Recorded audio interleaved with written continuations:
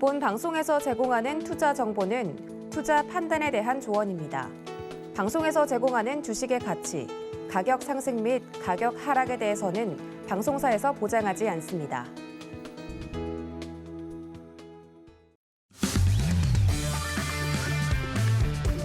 안녕하세요. 해외 시장 소식을 가장 빠르게 만나보는 시간, 해외 선물 신세계 리턴즈 손자연입니다. 네, 간밤 뉴욕 증시가 기업 실적 호조와 또 주간 실업 지표 개선 소식에 3대 지수 모두 활짝 웃었습니다. 대형주 중심의 S&P 500 지수는 하루 만에 다시 한번 사상 최고치를 경신했는데요. 골드만삭스는 S&P 500 올해 말 전망치를 4,700으로 상향하기도 했습니다. 네, 10년물 국채금리는 오랜만에 오르면서 1.2%대로 반등했습니다. 연준의 매파적 행보에 금은 0.3% 하락했고 WTI는 4거래일 만에 1.4%가량 반등했습니다. 최근 한 주간 고전했던 항공주를 포함한 여행주들이 큰 폭으로 반등에 성공한 반면 전날 폭등세를 보였던 로빈후드는 기존 주주들의 매각 소식에 27% 이상 급락했습니다. 네, 그리고 그간 시장이 주목해온 미국의 7월 비농업 고용지수가 우리 시각으로 밤 9시 30분에 발표가 됐습니다. 예측치인 87만을 상회한 94만 3천으로 이전보다 높아진 것으로 나타났습니다. 네, 계속해서 이슈들이 마구마구 쏟아지고 있는 시장이죠. 계속해서 저희 이 해외 선물 신세계 리턴즈에서 발빠르게 소식 전달해 드리도록 하겠습니다. 네, 조금 전에 출발한 뉴욕 증시 3대 지수는 혼조세 보이고 있습니다. 네, 그리고 노란톡 통한 활발한 소통 이어가고 있습니다. 해외 선물 관련한 어떤 질문이든지 노란톡 통해서 해주시면 저희가 상세히 알려드리고 있으니까요. 샵 0082로 신세계라고 보내주시면 저희가 참여 가능한 링크 보내드리고 있습니다. 그리고 화면 하단으로 나가고 있는 QR코드 바로 스캔하시면 빠른 입장도 가능하시니까요. 들어오셔서 알찬 정보 많이 가져가시기 바라겠습니다. 네, 그럼 해외 선물 신세계 리턴즈 본격적으로 시작해 보겠습니다. 오늘 함께할 마스터는 누구인지 화면으로 함께 확인하시죠.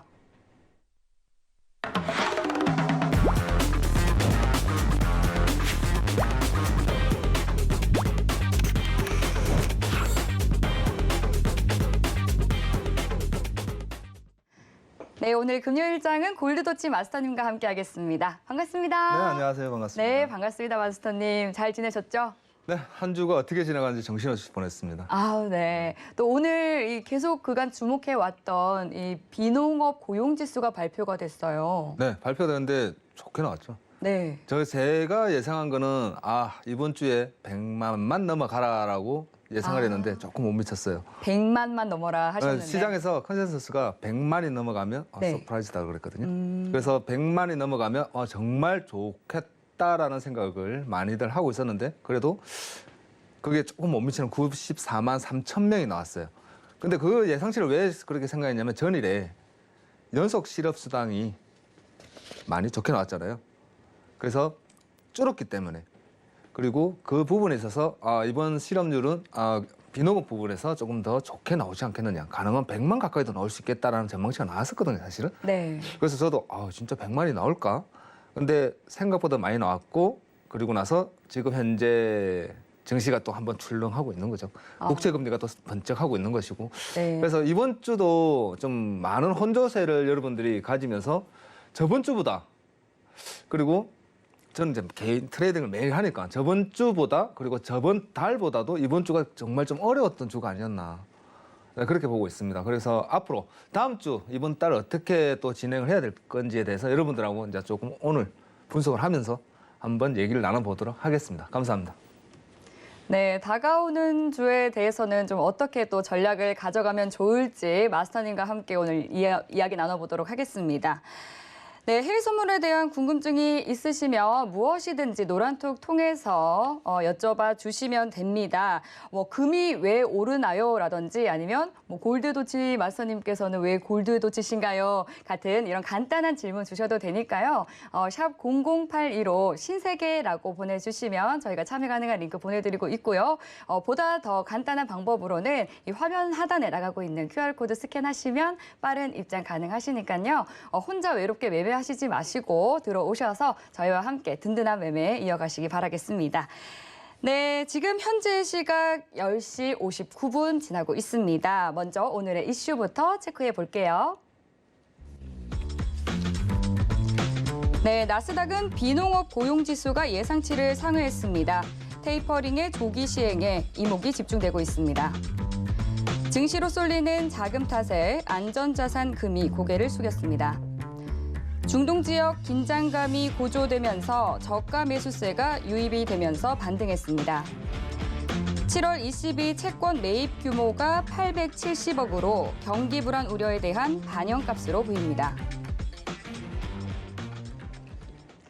네, 나스닥부터 유로 FX까지 오늘의 주요 이슈 체크해 봤습니다. 그럼 먼저 나스닥부터 오늘의 외신 기사 확인해 볼게요. 네, 오늘 가져온 외신 기사는요. Millions will lose pandemic unemployment in September. Many have already been cut off라는 제목입니다. 센츄리 재단에 따르면 이 연방 정부 실업수당에 의존해온 약 750만 명의 근로자가 오는 9월 6일이 되면 추가 실업수당 지원 종료일에 지원이 완전히 끊기게 된다고 합니다. 2021년 3월에 실업수당 지원이 추가적으로 연장이 되었을 때 약 1,140만 명이 benefits cliff, 그러니까 혜택 절벽에서 살아남을 수가 있었는데요. 실업수당은 공식적으로 9월까지 운영이 되지만 26개 주지사는 6월과 7월 초에 이미 철수를 한 상황이라고 합니다. 실업자들의 일자리 복귀가 지연되고 있는 데는 코로나19 여파로 인해서 이 유해한 직장 근무 환경을 기피하는 경향과 함께 또 자녀들을 돌보기 위해서 직장에 나서지 못하는 이 경향이 합쳐진 것으로 보이는데요. 따라서 일부 경제 전문가들 사이에서 추가 실업수당이 지급이 중단이 된다면 실업자들의 가계 부담으로 이어질 것이라는 우려가 이어지고 있습니다. 여기에 델타 변이의 확산이 또 실업자들의 일자리 복귀를 지연시키는 또 다른 변수로 떠오르고 있는 것도 실업자들의 미래를 불투명하게 만들고 있다고 말하고 있는데요. 혹여나 이 실업수당 지원 연장이 승인이 되더라도 주지사가 주별로 연장 지원을 종료할 수 있다는 사실 또한 우려되는 부분입니다라는 내용의 기사였습니다. 네, 이 시장이 안정되기 위해서는 마스터님들께서도 항상 얘기해 주셨다시피 물가 안정뿐만 아니라 또 고용 안정도 필수적인데요. 그런데 또 실업수당이 중단이 된다면 또 실업자들은 힘들어지게 되고 또 실업수당을 많이 받게 된다면 이 저임금 노동자를 구하기가 힘들어져서 이런 취업난과 구인난이 함께 나타나고 있는 좀 딜레마에 빠지게 되는 것 같습니다. 이 코로나19라는 변수가 빨리 사라져서 얼른 정상화되기를 바라겠습니다. 네, 그럼 잠시 후에 마선님과 함께 이런 나스닥 관련된 시황 살펴보도록 하고요. 먼저 현재 나스닥 시세 살펴보고 오겠습니다. 네, 현재 나스닥은 0.44% 하락한 15,101포인트 지나고 있습니다. 네, 그럼 현재 나스닥 구간에서 어떤 전략 가져가야 할지 팻말 통해서 확인해 보겠습니다. 네, 팻말 준비해 주시고요. 들어보겠습니다. 하나, 둘, 셋. 관망 들어주셨네요. 네. 현재 지금 현 포인트에서는 네. 잠시 관망하는 게 좀 좋지 않겠느냐. 네, 제가 지금 차트를 잠깐 분석을 해봤는데 예. 지금 현재 15분 차트를 조금 주시를 해야 될 것 같아요. 15분과 60분 차트. 제가 분석을 했는데 어제도 그렇고 오늘도 그렇고 오늘 지금 현재 일봉상 음봉이에요. 근데 음봉일 수밖에 없는 게 어저께 신고점을 갱신하면서 종가 마감을 했거든요. 그래서 신고점에서 15,170포인트 반경에서 마감을 했기 때문에 오늘 지금 현재 일봉상 상승입니다 얘기하면 신고점을 계속 올라가고 있는 거예요. 그렇기 때문에 당연히 조정을 주고 있는 것이고, 자 현재 제가 보고 있는 차트는 15,080입니다, 여러분. 15,080이 무너지느냐 안 무너지느냐에 따라서 오늘의 방향성이 잡혀주지 않겠느냐. 제가 예상하기는 지금 현재 현 구간에서 조정 구간이죠. 현 구간에서 한 번 더 빠질 수 있다. 빠질 수 있다. 매도로 한 번 더 쏟아지고 15,080이 무너지면서 저 파란 선 보이시죠? 15,030 구간. 15,000 구간을 훼손을 시키느냐 안 시키느냐를 대해서 관점을 가지고 매매를 해야 되는데, 그러기 전에는 지금 현재 하락 포지션을 주고 그리고 틱 차트에서 반등이 나오고 있단 말이에요. 현재 반등이 나오고 있습니다. 반등이 나오고 있는 현 구간에서 우리가 지금 현재 올라가느냐 내려가느냐에 대해서는 15,130포인트, 15,130포인트까지 반등 구간이 잡혀 있다. 15,130이 상회를 한다. 그러면 그때 가서 매수를 한번 보는 걸 제가 권해드릴게요. 그럼 무슨 말이냐? 자, 기술적 분석으로 봤을 때 현재 추세에서 올라탄다면이죠. 현재 추세가 파동이라는 게 있습니다. 그죠? 오르락내리락 오르락내리락 하는 파동에서 현재 추세가 15,132포인트를 돌파값을 추세에 무너졌던 요 하락의 이탈값에서 돌파값을 다시 재상승하고 안착을 된다 그러면 그때 가서는 매수를 보되 지금은 매도의 구간이 잡혀 있다. 그러나 여러분들한테 여러분 지금 매도입니다. 지금 매도 잡으세요. 그러면 손이 안 나가죠. 여기서 매도를 어떻게 사? 올라오면 그냥 막 한 3, 40포인트, 4, 50포인트가 우리끼리 하는 말로 매매하는 사람들이 항상 하는 말로 물려 있어야 되죠. 물려 있어야 되고 계속적인 신고점을 갱신하고 있는 현 상황에서 매도 손이 안 나갑니다. 그렇다면 매도를 본다 그러는 것은 어느 한 부분에 대해서 여러분들이 알다시피 한 부분에 대해서는 진입가에 대한 기준이 잡혀야 된다는 거죠. 진입가에 대한 기준이 잡혀야 된다. 그렇다면 매도의 구간, 싸움 구간, 여러분들 오늘은 이미 시간대가 좀 늦었습니다. 제가 말씀드리는 요 구간에서 딱 요 구간 15,130 구간에서 방향성을 한번 다시 잡아보시는 걸 권해드릴게요. 15,130에서 15,130을 상회하는 140 구간에서 눌림을 준다면 그러니까 추세가 제가 그려드리면 15,130 구간이 요 구간이면 올라탔다가 눌렀을 때 그리고 현 구간 추세가 무너지지 않았을 때입니다. 여러분. 요 구간이 무너지지 않는다면 여러분 그 부분에서 한번 매수를 다시 잡아보는 걸 제가 권해드리도록 하겠습니다. 추세라는 것이 파동이라는 것이 올라탔다고 해서 이 부분에서 올라가봐야 얼마나 올라가 그것이 아니라 올라탄다면 거기서 다시 한 번 더 파동을 시작하기 때문에 올라온 만큼 다시 올라갑니다. 그렇기 때문에 그 부분에서 자신 있게 한번 들어가 보고 그 부분에서 들어가야지만이 제일 중요한 거죠. 손절 라인이 짧을 수 있죠. 왜? 요 구간에서 올라탔는데 현 구간에서 올라탔는데 추세를 이탈을 시켜버리면 우리는 요 구간에서 제일 짧은 손절 구간을 확인할 수가 있죠. 왜? 내려가는데 그거를 잡고 올라갈 거라 기도하고 있을 필요는 없다는 거죠. 올라오면 다시 내려갔다가 올라타면 한 번 더 잡으면 되죠. 살짝 눌림을 주고 올라오는구나. 그러면 내가 약손절 준 거에 맨징과 수익 구간을 다시 가져갈 수 있으니까 그 부분에서 한번 싸워보시고 현재 구간에서는 딱 지지를 받고 현재 올라타고 있잖아요, 여러분. 그죠? 올라타고 있으면 올라옵니다. 여기까지 올라오고 안착을 하게 되면 다시 한 번 더 올라가니까 이만큼이나 올라왔는데 아깝다라는 생각에 우리가 좀 급하게 매매를 하게 되는데 그러지 마시고 올라오면 그 자리에서 한번 좀 기다렸다가 다시 한번 15분 차트와 200틱 저는 15분 차트와 200틱에 대한 기준을 가지고 매매를 하니까 단기 트레이딩은 그걸로 가져가거든요. 시간봉 하나, 거래량 하나 그걸 두 개를 가지고 단현 구간에서 지지와 저항과 돌파와 이탈해서 한 파동을 잡아가는 매매를 하기 때문에 여러분들도 괜찮으시다면 현 구간에서 눈에 보이는 구간에서의 싸움을 한번 해보시는 걸 권해드리도록 하겠습니다. 감사합니다. 네, 15,130포인트를 기준으로 잡고 만약에 15,130포인트를 상회한다면 매수를 해도 좋다 이렇게 말씀해 주셨는데 맞나요? 네.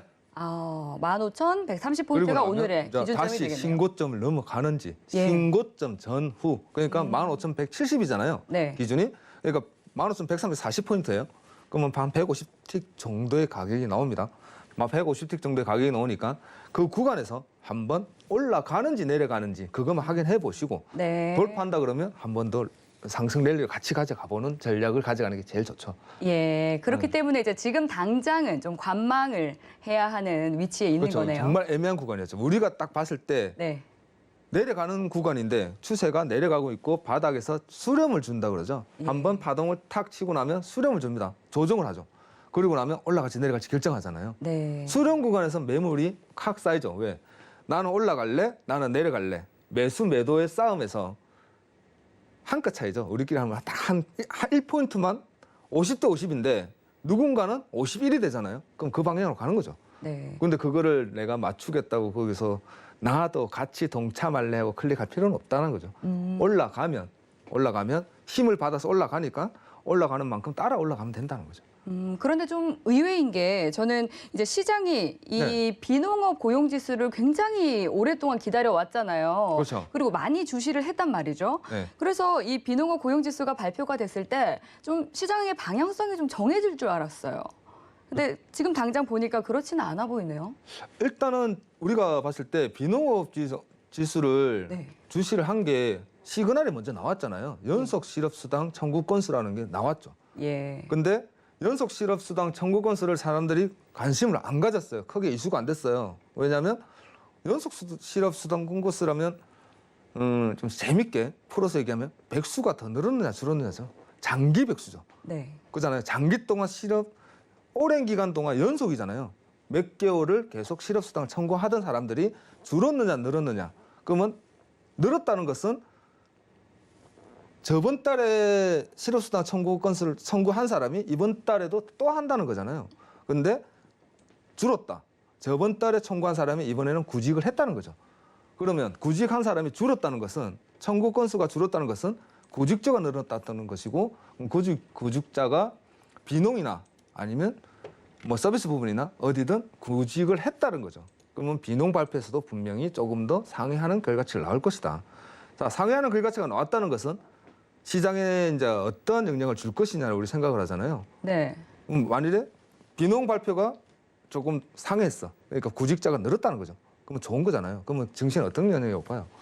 테이퍼링을 좀 빨리 당기는데 합리적인 근거를 좀 제공하지 않을까요? 그렇죠. 그렇다면 이제 레버리지가 많고 그리고 신고점을 이제 올렸잖아요. 예. 신고가를 확 올렸단 말이에요. 네. 그리고 연일 하면- 경신하고 있죠. 그러니까 이제는 진짜 신고라는 말을 신고점, 뭐 역사적인 고점 이런 얘기하기가 좀 민망해요. 예. 왜냐하면 자고 나면 고점인데. 하루가 멀다 하고. 그래서 저 같은 경우도 저는 어저께도 분명히 제 입으로 얘기했어요. 15,080을 네. 하회하면 매도고 지지받으면 매수입니다. 그리고 신고점을 갱신할 거예요. 오늘은.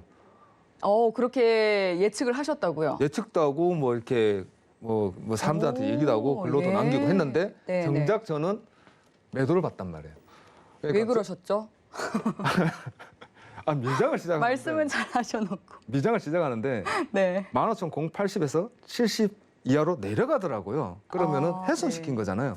그럼 그 근거를 가지고 오늘은 못 올릴 수도 있겠구나. 갑자기 급락이 나오고 한번 빠지겠구나. 실업률이 왜? 청구고세가 나쁘게 나왔으니까 나올 거니까 좋게 나올 거니까 그거는 네 생각이고요. 어저께 되게 좀 난처했고 곤란했고 많이 힘든 장이었는데 예. 제가 생각할 땐 그래요. 저번 달에 제가 여러분들 정말 힘든 장일 겁니다라고 말씀드리고 정말 조심히 매매했는데 8월 달에 좀 풀릴 것 같습니다, 여러분. 좀 더 잘 풀릴 것 같고 장도 좀 더 안정될 겁니다라고 생각을 했는데 웬걸 이번 주 정말 힘들었거든요. 저는 개인적으로 굉장히 힘든 장이었던 것 같아요. 여러분들도 좀 많이 힘들지 않았을까? 그리고 오늘도 마찬가지로 그러면은 비농에서 고용지수가 우리가 이제 생각하기엔 좋게 나왔습니다. 좋게 나왔으면 하락을 해야죠. 차익 매물이 던지고 고용지수 대포링이 가까워지니까 신고점 어제 갱신했고 하락을 해야지. 하락을 했잖아요. 하락을 했는데 지금 차트를 보시면 아시겠지만 수렴입니다, 여러분. 삼각 수렴이죠. 오르가는 것도 아니고 내려가는 것도 아니고 지금 현재 제가 말씀드렸다시피 도달하지도 못했어요. 도달하지도 못하고 지금 현재 반등 이후 또다시 조정을 주고 있다. 혼조라는 거죠. 혼조세를 이루고 있다. 그러면 이 혼조세가 오늘 방향성을 어디로 잡겠느냐. 지금 현재 큰 방향을 따라가야 된다는 겁니다. 큰 방향. 큰 방향은 제가 볼 때 그래서 15분 차트와 60분 차트를 따라가야 되는데 해외 선물은 증시하고 달라서 단기 트레이딩이죠. 그렇기 때문에 좀 어려운 구간이다. 그렇기 때문에 지금 현재 제가 오늘 준비한 게 뭘 얘기했냐면 8월 잭슨홀 회의에서 테이퍼링 언급에 대한 가능성이 커졌다라는 제가 이슈를 가지고 왔어요. 그게 리차드 클라리다 연준 부회장이죠. 이게 엊그제 한 2, 3일 전에 나온 뉴스예요. 근데 이 뉴스가 굉장히 뭐랄까 이번 주는 제일 큰 제가 생각할 때는 이번 주 제일 중요한 이슈 중에 하나였지 않겠느냐라고 판단을 해서 여러분들한테 좀 이제 말씀을 드리려고 제가 가져온 거거든요. 근데 이게 내년 말입니다. 2023년 금리 인상 조건 내년 2022년이죠. 금리 인상이 조건에 충족이 되면 금리 인상을 하겠다는 거예요. 그러니까 이 말을 정확하게 우리가 이해를 해야 되는 게 테이퍼링 시작하겠다는 게 아니죠.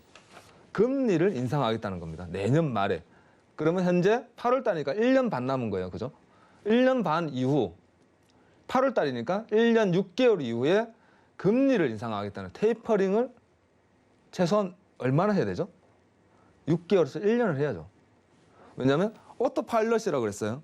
연준에서 얘기를 할 때 뭐라고 얘기했냐면 우리가 테이퍼링 시작하게 되면 두 가지 요건을 갖추고 있다. 어떤 게 조건, 첫 번째는 오토파일럿으로 매입 축소를 할 거냐, 아니면 MBX부터 죽이고 국채를 죽이는 분할로 해서 테이퍼링 진행을 할 거냐. 아직 결정되지 않았다. 그러나 지금 시장의 컨센서스는 오토파일럿이라고 그랬죠. 오토파일럿이 뭡니까라고도 물어보는데, 오토파일럿이라는 게 이제 비행 항공 용어인데 뭐냐면은 1,200불이잖아요. 1,200불인데 매달 100불씩 1년 동안 자동으로 빠지는 거예요. 자동으로. 그러니까 이번 달에 100불 1,100억 남고 그 다음 달에 100불씩.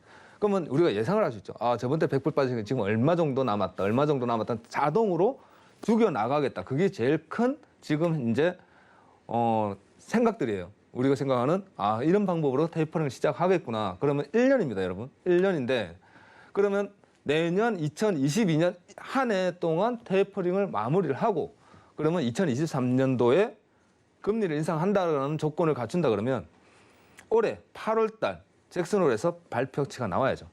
모든 한 해에 1년 중 가장 큰 정책 회의는 잭슨홀에서 열립니다, 여러분. 잭슨홀에서 회의를 마치고 발표치가 거의 많이 나와요. 작년에 평균 물가 목표제라는 큰 하나의 이슈를 던질 때도 잭슨홀에서 던졌거든요. 그러면서 인플레이션을 용인하겠다. 그게 정말 큰 거였습니다.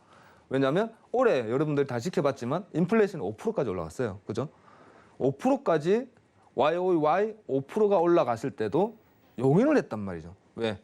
잭슨홀에서 인플레이션을 우리가 용인하겠다. 2%를 상회하더라도. 왜? 예전에는 2%가 올라오면 망치로 때렸죠. 안 돼 하면서 때렸는데 올라오도록 용인하겠다라는 겁니다. 그렇기 때문에 굉장히 큰 하나의 이슈를 잭슨은 던졌는데 올해도 그래서 다들 8월 달에 잘하면 8월 달에 테이퍼링 발표가 나올 수도 있다. 근데 그걸 받쳐주는 게 지금 현재 리차드 클라이더 연준 부의장의 발언과 그리고 옐런 의장이라고 하면 안 되죠. 지금 이제 경제 총리죠. 미 재무부 장관이죠. 그렇죠. 예. 미안해요. 미 재무부 장관이죠. 예. 미 재무부 장관입니다.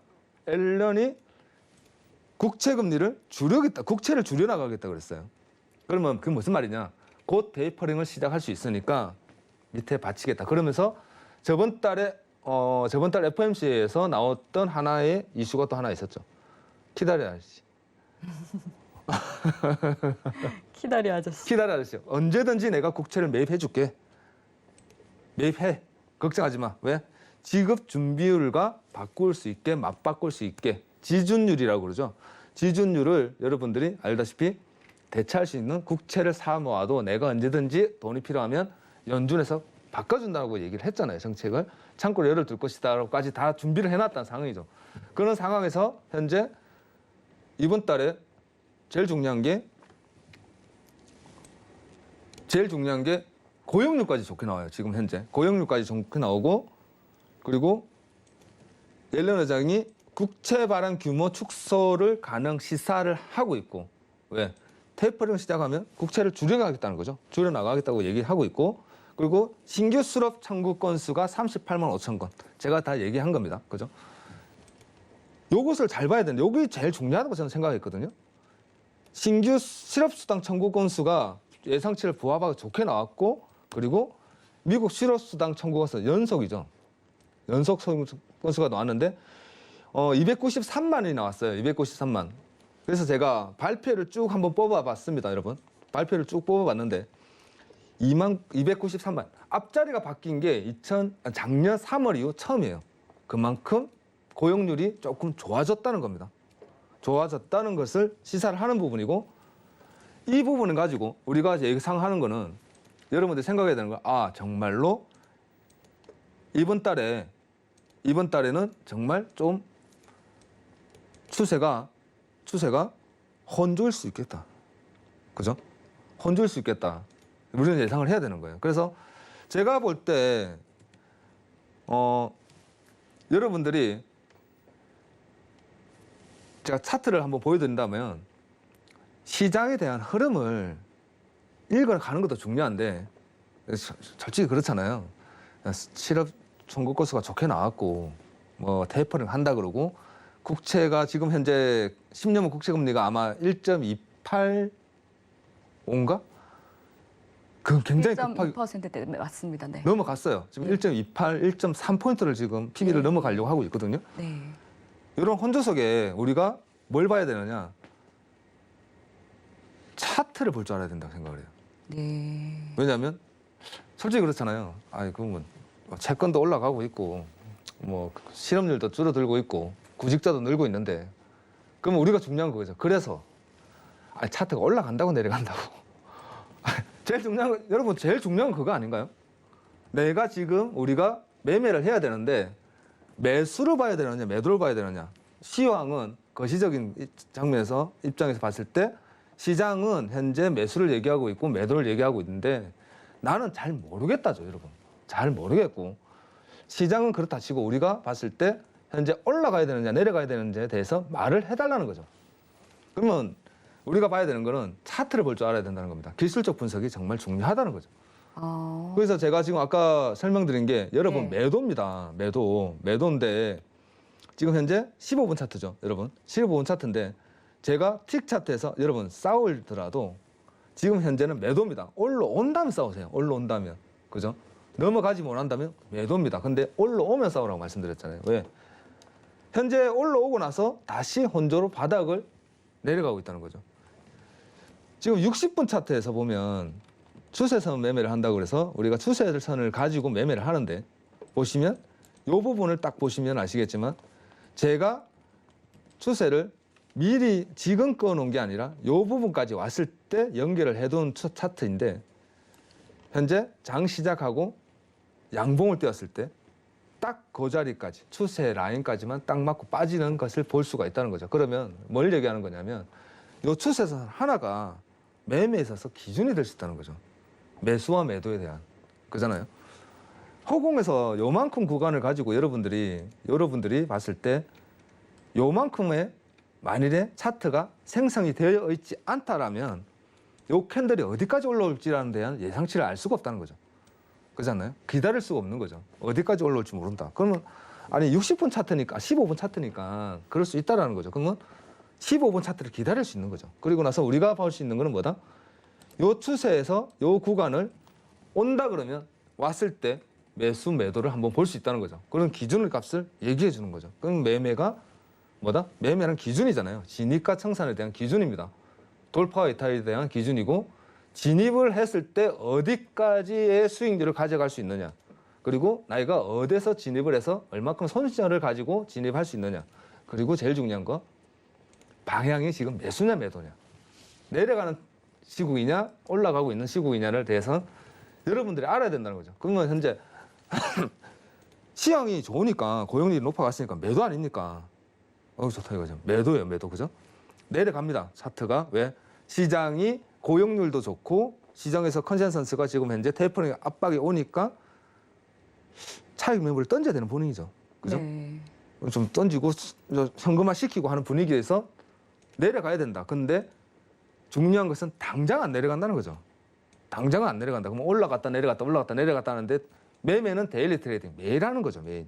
그렇다면 여러분들이 제가 말씀드리는 거는 매매 차트 보는 기준을 한번 가져가 보시라. 차트에 대한 기준. 그래서 차트를 어떻게 보는지 저는 어떻게 보는지에 대해서 다음 주부터는 제가 아마 좀 차트에 대해서 좀 설명을 여러분들한테 많이 드리려고 할 거예요. 시장에 따라서 시장 컨센서스에 따라서 방향성을 가지고 어떻게 저는 봅니다. 차트를 어떻게 보는 게 좀 도움이 됩니다라고 여러분한테 좀 매일 조금씩 시간을 내서 기초적인 부분부터 아마 조금 설명을 드리려고 할 겁니다. 그래서 현재 여러분들 보다시피 제가 줄 하나만 끊는다 그러면 딱 보면 현재 지지 라인이 형성이 되죠. 그죠? 지지 라인이 형성이 됩니다. 이렇게 지지 라인이 형성이 되고 이 지지 라인이 무너진다면 저는 만일에 매매를 진행을 한다 그러면 무너져서 이 부분에서 캔들이 생성이 된다 그러면 그리고 15분에서 진행되고 차트가 현재 진입가가 생성이 된다 그러면 여러분 방향성을 본다는 거죠. 이런 부분에 대해서도 여러분들한테 조금씩 설명을 드리도록 하겠습니다. 그렇기 때문에 너무 시장의 뉴스만 가지고 방향성을 잡으려고 하지 마시고 기술적 분석이 정말 중요하니까 여러분들도 기술적 분석을 보는 거에 대해서 한번 좀 세심하게 그리고 집중해서 한번 들어보는 것도 제가 좋은 팁이라고 생각을 하고요. 조금 더 여러분들한테 한번 조금씩 시간이 짧잖아요. 네. 매주 조금씩 그래도 하루에 하나씩만 모으면 10일이면 10개예요. 애기들 적응 가르칠 때 그러잖아요. 하루에 100원씩 주잖아요. 모아봐라. 정립됩니다, 여러분. 네. 조금씩 보여다 보면 정립이 돼요. 그렇죠. 정립되니까. 티끌 모아 태산이라고 그렇죠. 하잖아요. 그렇다고 해외 선물을 하시는 분들이 보면 20대는 잘 없어요. 3, 40대입니다. 저도 이제 곧 꺾이는 나이긴 한데 네. 근데 요새는 또 2030 세대가 많이 젊어졌더라고요. 이 투자하시는 분들이. 비트코인 덕분에 좀 젊어졌는데 예, 예. 해외 선물은 또 잘 안 하시더라고요. 그래요? 네, 왜냐하면 차트 보는 기술이 어려우니까 예. 잘 안 배우시더라고요. 그런데 네. 마스터님, 그 유튜브에도 이 시청자분께서 네. 한 분 이 안나님이 질문을 주셨어요. 네. 지표 발표 시에 시장의 등락을 미리 예상을 하고 진입을 하시는지 질문을 주셨거든요. 여러분들이 이제 저희 회원들하고 제가 진입을 할 때 한 번씩 어떻게 하냐면은 지표 발표 있기 전에 예상치를 먼저 잡아놔요. 저는 예전에 한번 그런 적이 있어요.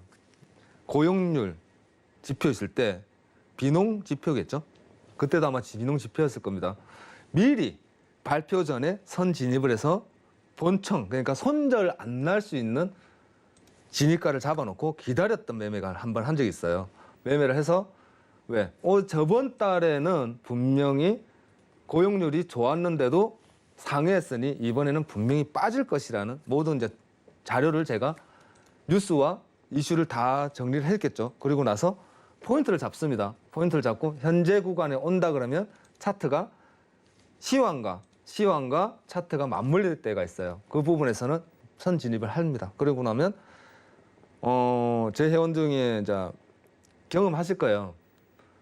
지표 발표 빵 터지자마자 뭐 한 100포인트씩 이렇게 한순간 뭐 이렇게 큰 수익을 제가 들을 때도 있고 같이 수익을 낼 때도 있습니다. 사실은 있는데 그게 잘 안 하죠. 왜냐하면 특히나 골드는 제가 여러분들한테 설명을 드립니다. 골드 같은 품목은 지표 발표하실 때는 예. 여러분들 초보잖아요. 건드리지 마세요. 그래요. 오늘도 아마 여러분들 골드 차트 한번 보시기 바랍니다. 많은 진폭이 나왔을 거예요. 네. 아마 엄청 빠졌을 것 같아요. 왜냐하면 채권금리가 올라갔기 때문에. 많이 빠졌을 겁니다.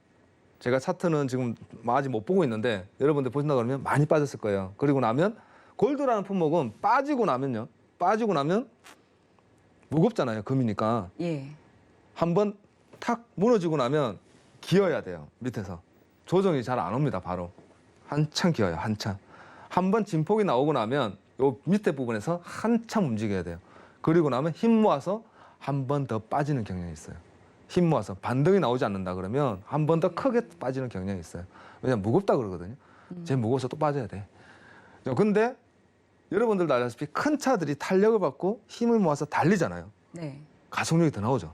그렇죠. 그래서 골드가 한번 올라간다 그러면 정말 무섭다고 얘기해요. 매수세가 강할 때 매도 잡지 말라 그러거든요. 왜? 얘는 무거워서 가속이 붙으면 끝을 몰라. 끝까지 올라가야 돼. 그러니까 잡지 마. 그러나 특히나 지표 발표하실 때, 특히 오늘 같이 비농업 발표나 이렇게 큰 발표가 있을 때는 여러분들 지표 발표가 내가 아무리 자신 있어도 방향을 함부로 잡지 말라고 합니다. 왜냐하면 순간 100포인트, 그러니까 100티 이상이 올라가요. 순간. 골드 같은 경우 100티, 200티 순간 올라가기 때문에 지표 발표 때는 골드는 하지 마시되 나스닥은 한번 해보시는 건 괜찮은데 제가 팁을 드린다 그러면 지표 발표 전에 충분한 손절 라인, 그러니까 본청 라인 이 구간을 나왔을 때 기다리시지 지금 요 땅하고 탁 클릭을 하지 마시라는 건 체결도 안 되지만 어차피 체결되면 저 위에 가 있어요. 나는 1회 체결했는데 체결에 탁 눌렀는데 체결된 건 10 이상 가 있습니다, 여러분. 그렇게 하는 거 아니에요. 10 밑에 1이면 내가 1을 생각하면 10에서 잡아서 1까지 끌고 내려가서 10에다가 손실 없이 마무리하는 그런 매매를 하셔야 되는 거지.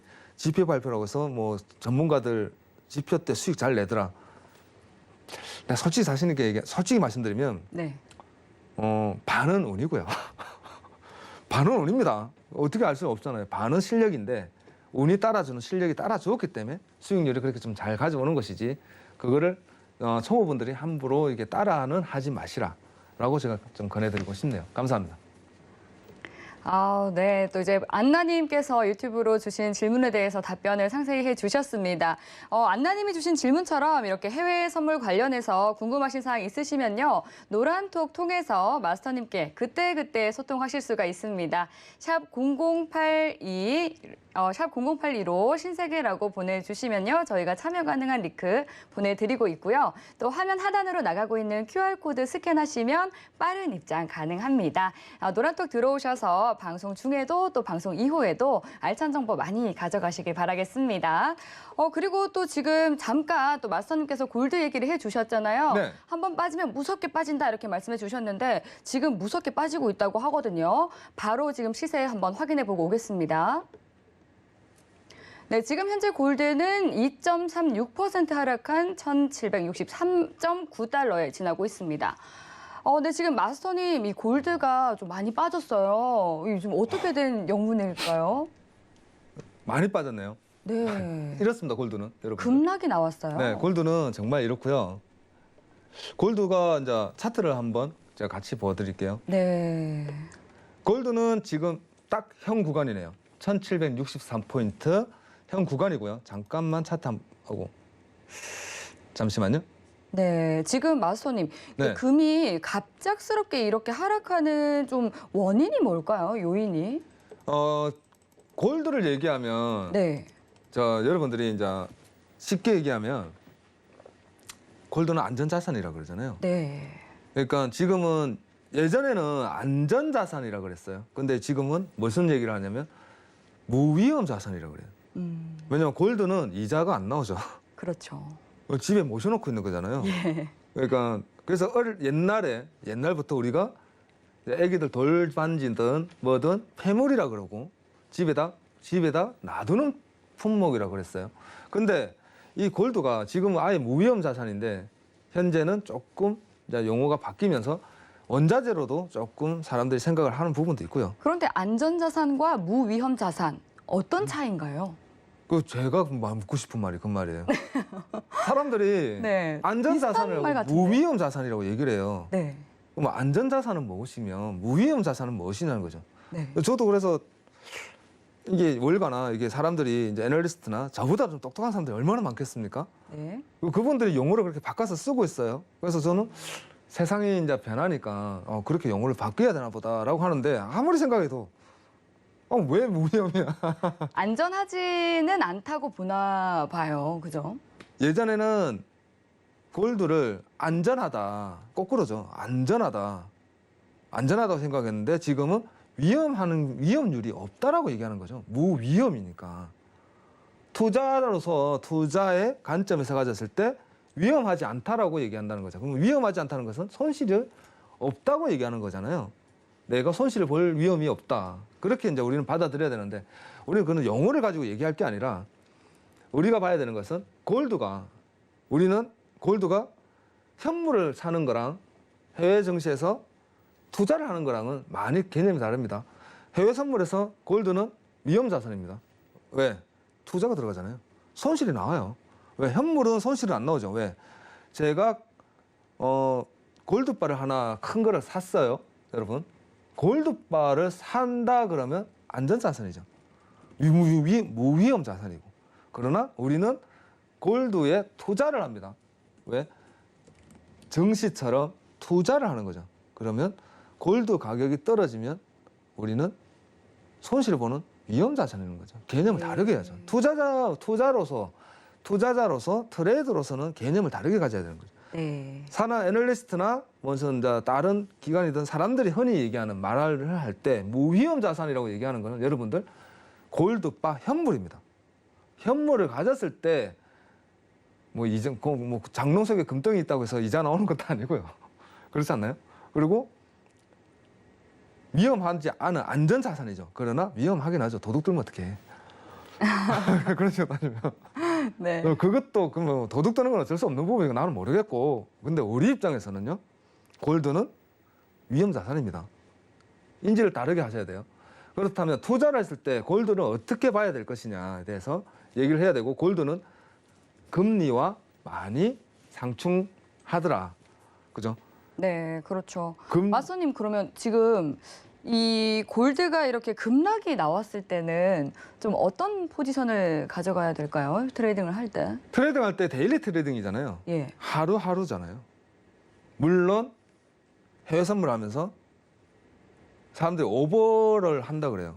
내일까지 가져가겠습니다. 일주일 가져가겠습니다. 그렇다고 1년, 2년 가져간다는 소리는 없어요. 왜냐하면 우리는 해외 증시는 투자가 아니잖아요. 그리고 오버를 한다고 해서 하루 이틀, 2, 3일, 일주일, 뭐 길면 한 달 갑니다. 한 달. 그렇게 투자를 하는데 뭐 우리가 매도를 봤을 때 추세가 나왔을 때 여러분들이 볼 줄 알아야 되는 게 일봉 차트를 볼 줄 아셔야 돼요. 일봉 차트. 일봉 차트를 볼 줄 안다 그러는 것은 큰 방향을 볼 줄 안다는 거죠. 큰 방향. 그죠? 큰 방향을 볼 줄 안다는 것이고 일봉에서 캔들 기본 분석을 할 수 있다 그러면 여러분들이 이렇게 매도가 나왔을 때 어떤 투자 방식을 가져가야 되나요? 라고 질문했을 때 저라면요. 방향을 먼저 아는 게 중요하죠. 오늘은 정말 내려가겠다. 어디까지 지지를 받고 무너진다. 그러면 나는 오늘 이 무너진 이후에 계속적인 매도를 보겠다. 그러면 일봉에서 제가 본 구간은 1780입니다, 여러분. 1780 구간이 무너진다 그러면 제가 15분봉 작은 60분과 60분이죠. 60분과 15분 차트에서 캔들 값을 좀 줄이는 거죠. 줄이고 나서 1780이 무너진다 그러면 저는 매도를 보겠다라는 1800에 1780 구간에서 싸운 구간을 보고 틱 차트에서 돌파 이탈, 무너졌다. 어디가 무너지느냐에 따라서 저는 계속적인 하락 구간을 잡아나갈 것 같습니다. 자, 그렇다면 여러분들이 봐야 되는 것은 전략을 어떻게 짜야 된다는 거죠. 전략. 그러면 내가 너무 많이 내려왔으니까 골드가 현재 구간에서 너무 많은 하락폭을 주었으니까 요 구간에서 1790 구간과 1780 구간에서 반등이 나오지 않는다 그러면 간망하는 걸로 여러분들은 가야 됩니다. 간망으로. 이미 이만큼 내려왔는데 그잖아요. 이만큼의 폭이 내려왔는데 요것을 내가 조금 더 내려간다고 뭐 100층짜리 건물에서 90층 내려왔는데 10층 더 먹자고 내가 또 들어가? 그런 생각은 아니라면 간망해야죠. 근데 알고 봤더니 지하 100층이 돼 있는 거죠. 골드는 그렇습니다.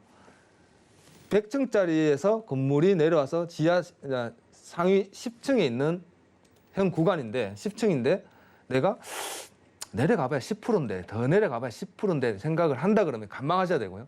앞으로 지하 100층이 더 있겠구나. 어디를 보고? 일봉 차트를 봤으니 앞으로 지하 100층이 더 있겠구나. 판단된다 그러면 과감하게 매도를 때릴 수 있어야 됩니다. 그게 추세예요. 골드는 한 번 방향을 잡으면 그 방향으로 계속적으로 가는 경향이 있습니다. 지금 현재 제가 본다 그러면 골드는 최소한이죠. 최소한 이만큼의 크기는 지금부터 빠져야 되지 않겠느냐. 그렇다면 저점을 있죠. 저점을 전후 돌파 구간 그리고 현재 구간에서 추세가 넘어갔던 현 구간 어디? 요 구간이죠.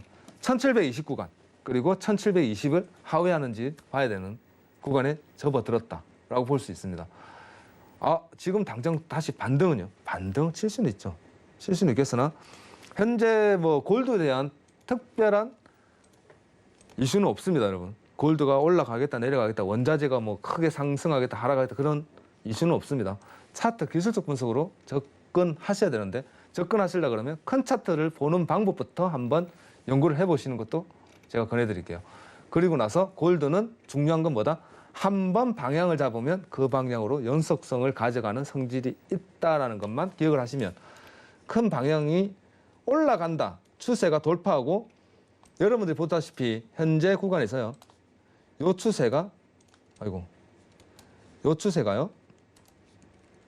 요렇게 넘어갔을 때, 요 구간과 요 구간에서 연결선을 띄었을 때, 요 구간이 넘어갔을 때 여러분 1918포인트까지 계속적인 우상향을 갔습니다. 그렇다면 거꾸로 얘기해서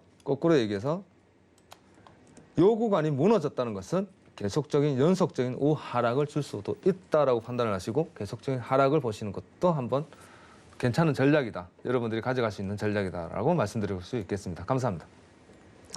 네. 또 골드에 대해서 자리값도 짚어주셨는데요. 1780선에 짚어주시면서 이제 1780선이 무너진다면 매도하는 전략 짚어주셨습니다. 네. 네, 오늘처럼 이제 골드가 급락이 나오거나 할 때 혼자 대응 전략 세우기 또 어려우시죠. 그럴 때 노란톡 들어오시면 마스터님께 여쭤보시면 또 상세히 알려드리고 있습니다. 노란톡 참여하실 수 있는 방법은요. 문자 샵 0082로 신세계라고 보내주시면 저희가 참여 가능한 링크 보내드리고 있고요. 또 하단에 나가고 있는 QR코드 스캔하시면 빠른 입장 가능하시다는 점도 참고하시기 바라겠습니다. 네, 그리고 또 마스터님께서 비트코인으로 이 몰리던 자금이 골드로 일부가 유입이 된다 이렇게 얘기를 네. 해주셨는데 저 비트코인에 예전에 비트코인이 항상 그러니까 팔팔 끓을 때가 있었어요. 네, 그죠? 한창 핫했을 때가 한참 있죠. 했었죠. 비트코인의 영혼을 판다고 할 정도로. 내가 또 그랬어요. 그거는 좀 아니지 않냐. 야, 어쩌려고 그러냐, 젊은데. 제가 조언은 많이 해줬는데 너 어떡하려고 그러냐. 영혼을 판다고. 영혼을 판다 그랬어요. 난 정말 무섭더라고요. 그 정도까지 팔팔 끓었습니다. 그러면서 이제 나스닥에 누구지? 어느 한 기업 플랫폼 증권사라고 얘기하죠. 제가 기억이 잠깐 안 나는데 시간이 좀 지나서 네. 나스닥 상장될 때가 우리나라 돈 8천만 원이었어요. 그때 제가 말씀드렸죠. 여러분 뉴스에 소문에 사가지고 뉴스에 파는 겁니다. 지금부터 꺾일 거예요. 지금 꺾이면 지금 8천인데 여러분 8천이 무너진다는 것은 그때부터 제가 매일 분석을 했었거든요. 비트코인 계속 분석을 해드렸어요. 여러분들한테 5천 갈 겁니다. 5천 무너지면 못 올라와요. 근데 야, 세상에 그렇게 진짜로 내려가더라고요. 저는 내려갈 줄은 몰랐죠. 차트 기술적 분석상 네.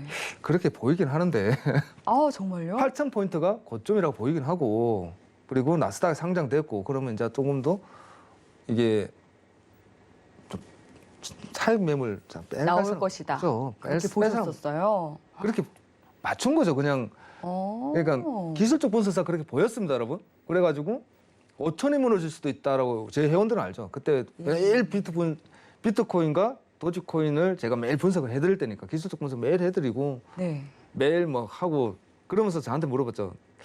대표님은 비트코인 안 하십니까? 저는 안 하는데요. 저는 비트코인 안 합니다, 여러분. 저는 비트코인 거래를 안 해요. 지금도 해본 적도 없고. 이유가 있으신가요? 어째 보면 이제 기준이죠. 왜냐하면 저는 투자라고 생각을 안 했거든요. 지금도 솔직히 말하면 그 생각은 변함은 없습니다. 투기라고 생각을 하고 있지 투자라고는 생각을 하지 않아요. 투기와 투자는 한 끗 차이라고 얘기를 해요. 해외 선물 하시는 분들이 야 그럼 해외 선물도 투기 아니냐. 그러면 주식도 투기가 돼야죠. 그죠? 근데 투자라고 하잖아요. 그 투자와 투기의 딱 기준은 뭐다? 알고 하느냐 모르고 하느냐. 모르고 하면 투기가 됩니다, 여러분.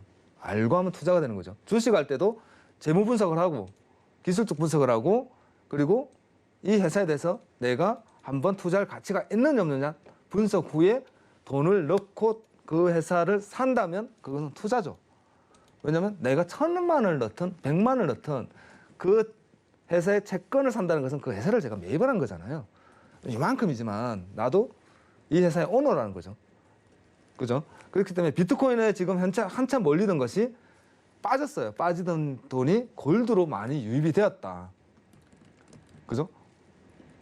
그렇기 때문에 이제 앞으로도 조금 이제 다음에 이 부분에 대해서 제가 좀 더 설명을 다시 한 번 더 드리도록 하겠습니다, 여러분. 감사합니다.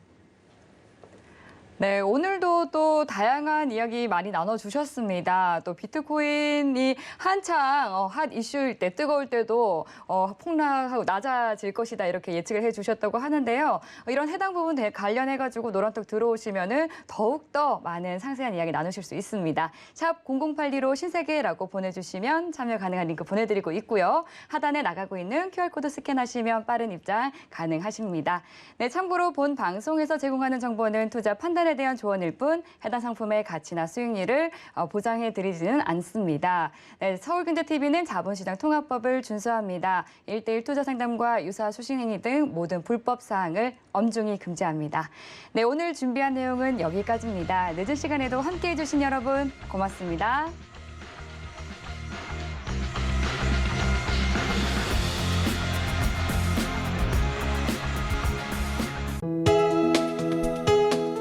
본 방송에서 제공하는 투자 정보는 투자 판단에 대한 조언입니다.